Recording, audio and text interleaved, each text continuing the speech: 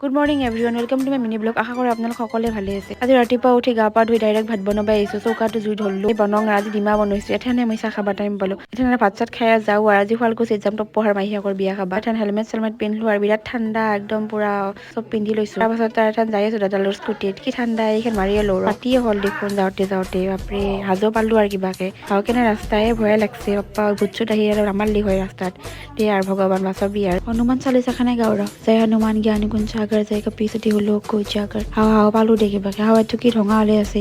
Finally টপৰ মামিয়াকাৰ ঘৰ পালো।